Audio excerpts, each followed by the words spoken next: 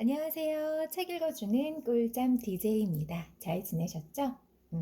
시험 잘 보라고 응원의 댓글 남겨주셔서 정말 감사합니다. 저는 오늘 오전에 시험을 잘 치렀고요.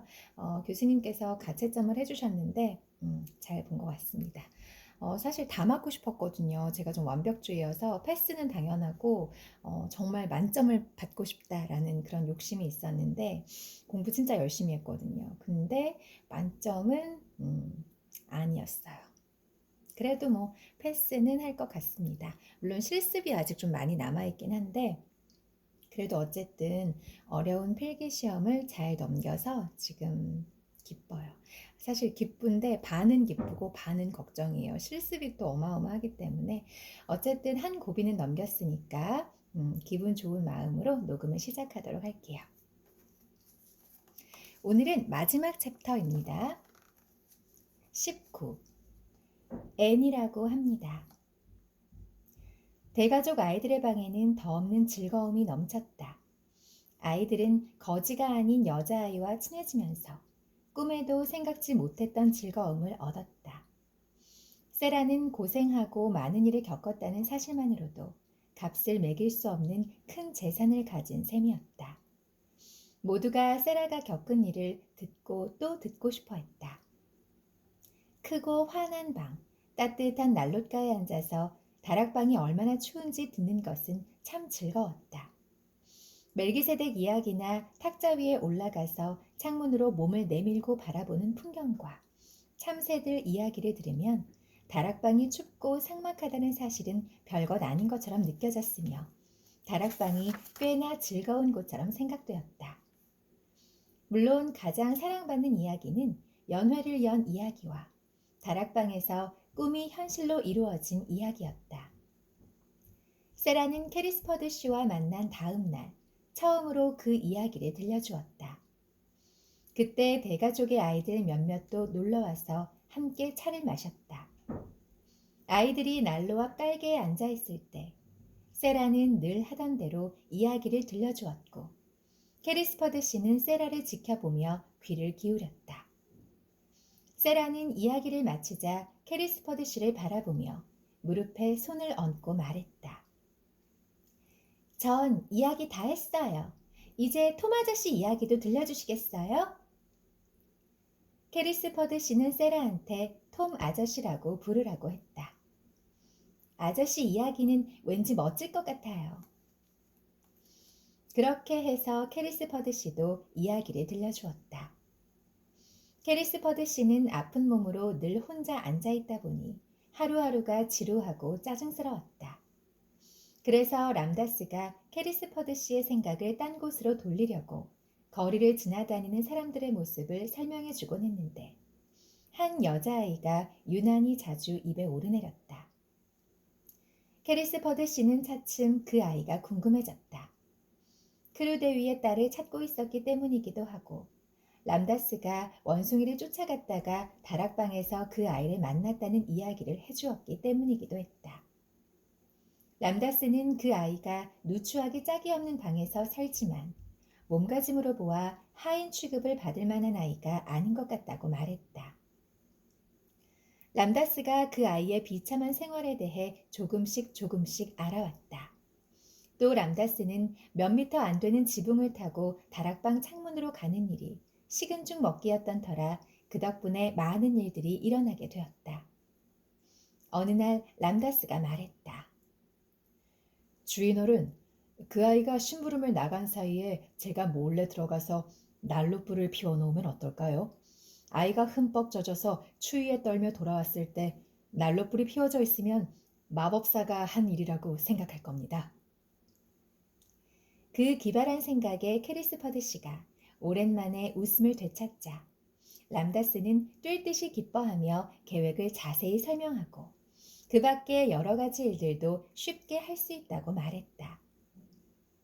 캐리스퍼드 씨는 어린아이같이 기뻐하면서 좋은 생각들을 내놓았고 그 계획을 실행하기 위해 준비를 하다 보니 안 그랬으면 지겨웠을 나날들이 흥미진진하게 지나갔다. 다락방에서 파티를 열다가 민친 선생한테 들킨 날 밤 람다스는 모든 물건들을 자기 방에 준비해두고는 계속 세라를 지켜보고 있었다.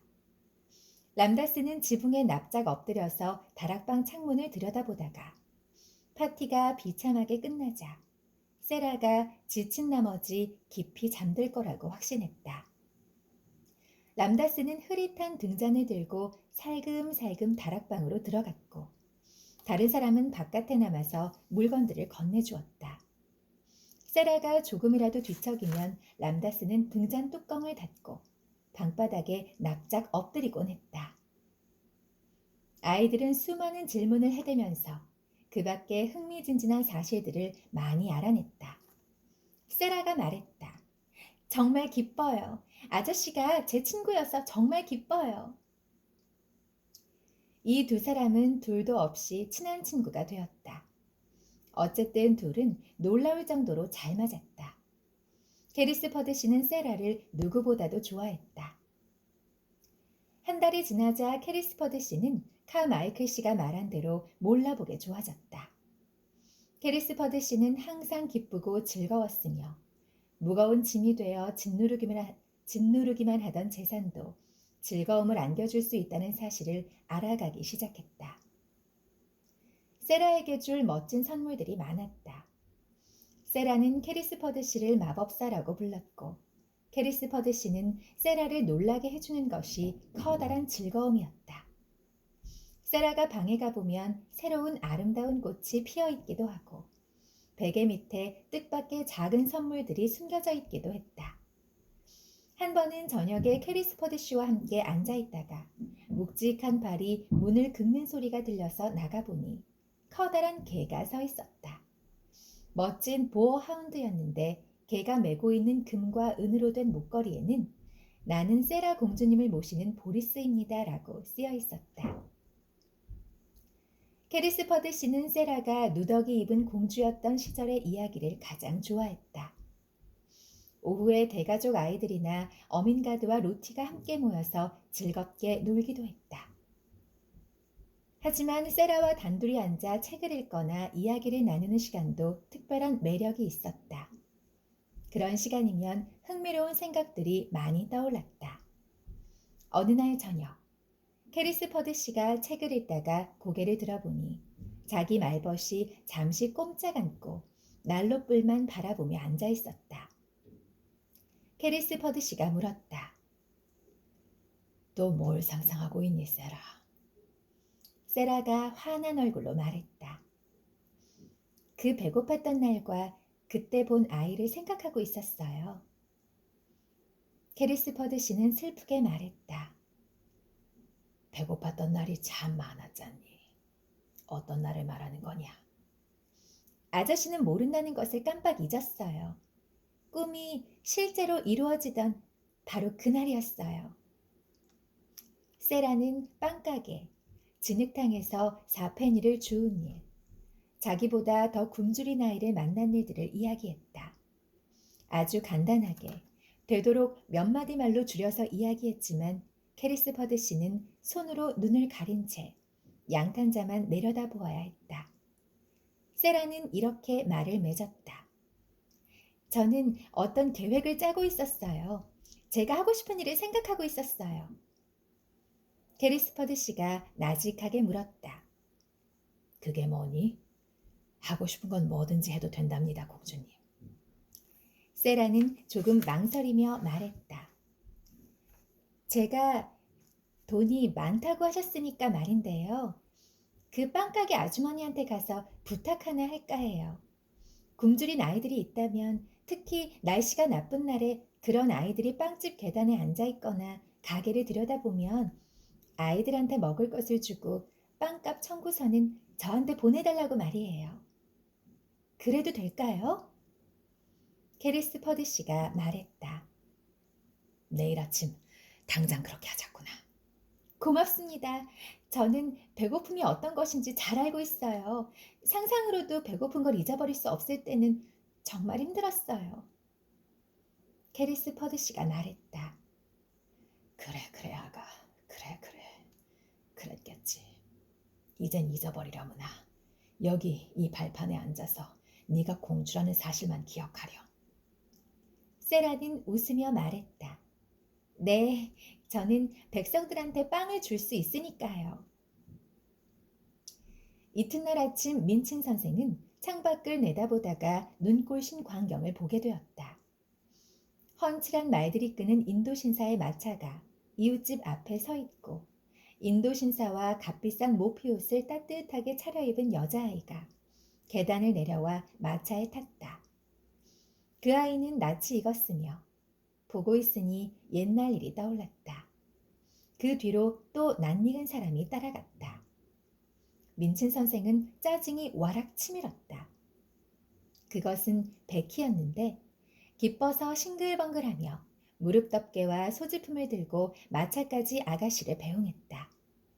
베키는 벌써 통통하게 살이 오르고 얼굴이 발그레했다. 잠시 뒤 마차가 빵집 앞에 멈추고 사람들이 내렸는데 신기하게도 그날처럼 빵집 아주머니는 김이 모락모락 나는 빵이 담긴 접시를 진열장에 갖다 놓고 있었다. 세라가 가게에 들어가자 아주머니는 세라를 보고는 계산대 뒤로 가서 섰다. 아주머니는 잠시 세라를 뚫어지게 바라보더니 사람 좋아 보이는 얼굴이 환해졌다. 아주머니가 말했다. 제가 아는 분이 틀림없어요. 하지만 세라가 말했다. 네, 맞아요. 예전에 아주머니가 사페니에 빵 6개를 주셨죠. 그리고 아주머니가 말을 잘랐다. 아가씨는 그 중에서 빵 5개를 거지아이에게 주었죠. 늘 잊지 않고 있습니다. 처음에는 도무지 이해가 안 갔어요. 아주머니는 주위를 둘러보다가 캐리스퍼드 씨를 보고 말했다. 어린아이가 남이 배고픈 것을 알아차리기는 쉽지 않거든요. 그때 저는 많은 생각을 했어요. 아가씨, 주제넘는 말인지 모르겠지만 얼굴빛이 발그레해지고 예전보다 더 좋아 보이네요. 세라가 말했다. 네, 많이 나아졌어요. 고맙습니다. 전 무척 행복해요. 그런데 아주머니한테 부탁드릴 게 있어요. 아주머니는 명랑하게 웃으며 말했다. 저한테요? 아휴, 이럴 수가. 네, 들어드리고 말고요, 아가씨. 무엇에 도와드릴까요? 그러자 세라는 계산대에 기대 서서 굳은 날에 굶주린 아이들한테 빵을 나누어 줄 수 있겠느냐고 제안했다. 아주머니는 깜짝 놀란 얼굴로 세라를 바라보며 귀를 기울였다. 다 듣고 나서 아주머니가 말했다. 이럴 수가. 그러면 저도 기쁘지요. 저도 일해서 먹고 사는 처지라 남을 많이 도울 형편은 못 되지만 주위에서 불쌍한 사람들을 많이 본답니다. 저도 그날 이후로 아가씨를 생각하면서 불쌍한 사람들에게 빵을 나누어 주었어요.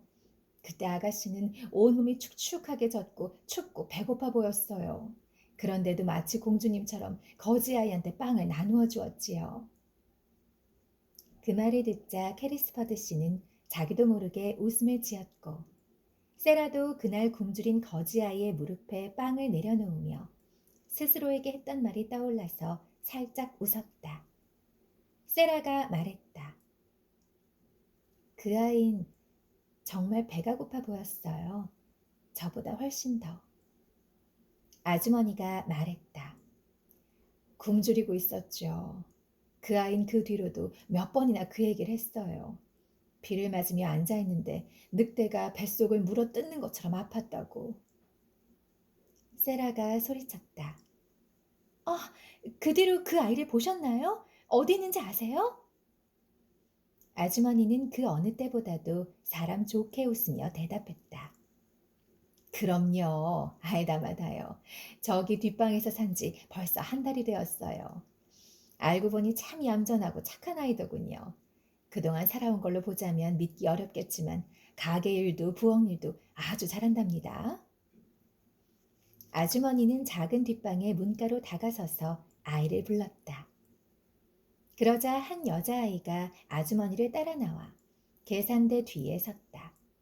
정말로 그 거지아이였는데 이제는 깔끔한 옷을 입고 있었으며 더 이상 굶주리는 일도 없는 것 같았다. 여자아이는 쑥스러워하는 것 같았지만 더 이상 야만인도 아니었고 야생 동물 같은 거친 눈빛도 사라졌어. 지금 보니 얼굴도 반듯했다. 그 아이는 세라를 한눈에 알아보고는 눈을 뗄 줄을 몰랐다. 아주머니가 말했다. 제가 배고프면 언제든지 오라고 했죠. 애가 오기에 이런저런 일을 시켜봤더니 무슨 일이든 열심히 하려고 해서 마음에 들더라고요. 그래서 우리 집에서 지내게 해주었어요.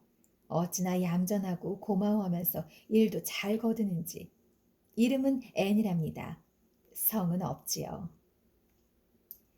두 아이는 그대로 서서 서로를 바라보았다. 세라가 토시에서 손을 꺼내 계산대 위로 내밀자 앤이 그 손을 잡았고 둘은 서로의 눈을 찬찬히 들여다보았다. 세라가 말했다. 정말 반가워.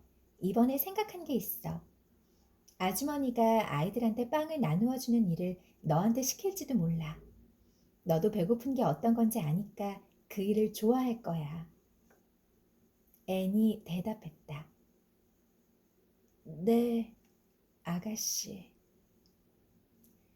앤은 아무 말 없이 세라를 바라보고만 있었지만 세라는 그 마음을 알 것 같았다. 앤은 세라가 캐리스퍼드 씨와 함께 가게를 나가서 마차를 타고 떠나는 모습을 하염없이 바라보았다. 아, 감동적이네요. 여기에서 제가 또 느끼는 건 세라가 항상 나는 공주야. 나는 항상 내가 공주라는 걸 잊은 적이 없어. 그렇게 말을 하고 캐리스퍼드 씨도 그리고 주변에서도 아가씨, 공주님, 너는 공주야. 너는 뭐든지 할 수 있어. 이렇게 말을 하는데 공주가 아니어도 뭐 여기에서 말하는 그 빵집 아주머니조차도 사실은 자기의 신분과 전혀 상관없이 내가 상인이고 나도 힘들고 어렵지만 불쌍하고 힘든 친구를 도와줄 줄 아는 마음씨를 가지셨잖아요. 사실은 없는 형편에 베푸는 게 훨씬 더 어려운 거 아닌가요? 공주님이 베푸는 것보다는 굳이 비교를 하자면. 그래서 세라가 가지고 있는 저 생각들, 나는 특권 계층이고 나는 공주님이고 공주님은 이러면 안 되고 공주님은 이렇게 해야 되고 그런 생각이 저는 조금 별로더라고요. 누구나 다 베풀 수 있죠. 그렇죠? 베풀지 못하는 상황에 베푸는 아주머니가 저는 정말 훨씬 더 아름다워 보이네요. 그리고 이 책은 소공녀세라도 다른 버전인데, 내용은 똑같아요. 내용은 다 똑같은데, 이 책 뒷부분에 나와 있는 작품 해설이 좀 좋아서 제가 이 부분까지 읽어드리고 오늘 마치도록 할게요. 프랜시스 호지슨 버넷은 3살 때 아버지가 사망하면서 풍요로운 신분에서 극단적인 빈민층으로 굴러떨어졌고 가난에서 벗어나려고 시도한 미국 이민에서도 결코 가난의 굴레를 벗어날 수 없었다. 그래서 아마 프랜시스 호지슨 버넷이 그 신데렐라 같은 느낌의 그 공주의 생활도 쓸 수 있었고 또 극단적인 빈민층의 생활도 쓸 수가 있었던 것 같아요. 두 그 어떤 뭐랄까 그 상황을 다 경험해 봤으니까. 그러다가 생계를 위해 시작한 잡지 기고가 성공하면서 스스로의 힘으로 극적인 인생 역전을 이루어냈다. 소공녀 세라는 여성 문학 및 아동 문학에서 가지는 의미가 결코 가볍지 않다. 산업혁명의 최절정기였던 빅토리아 시대에 경제적 풍요 이면에 존재하던 빈곤과 착취의 대상에는 식민 국가뿐만 아니라 여성과 아동도 포함되어 있었다. 소공녀 세라에서 세라가 적극적인 변화를 모색하는 모습은 없지만 혼란스러운 현실에 주저앉지 않고 차분히 길을 모색해가는 소극적인 노력의 의미도 크게 봐야 하는 이유다. 이 당시에 그 여성들이 사회로 진출하는 가장 수월한 그 통로가 작가였대요. 그래서 이 당시에 가정과 결혼의 현실에 담은 문학 작품들이 굉장히 많이 선보였다고 하네요. 이 프란시스 호지슨 버넷 역시도 그랬고요. 소공녀 세라를 불편하게 보는 시각도 있다. 이 소설의 배경이 19세기 말 영국이 해외 식민지를 개척하여 대영 제국으로 부상했던 시기인데 식민지 착취와 빈부의 극심한 간극이라는 명암이 존재하는 현실을 지배국가의 입장에서 무비판적으로 인정하는 내용이 들어있다는 것이다. 그쵸? 이런 거 느껴지셨죠? 소궁녀 세라의 줄거리는 이렇다. 인도에서 대부호인 아버지와 단둘이 생활하던 7살 세라 크루는 아버지의 뜻에 따라 영국의 민친 기숙학교에 입학한다. 크루 대위가 딸에게 돈을 아끼지 않자 민친 교장은 세라를 특별한 학생으로 극진하게 대접한다. 그런데 11살 생일날 아버지가 유산 한 푼 남기지 않고 죽었다는 소식이 날아들자 세라는 다락방으로 쫓겨나 하녀 신세로 전락한다. 그 뒤에는 그 줄거리 이 얘기인데 이 줄거리는 제가 안 읽을게요. 이미 다 아시니까.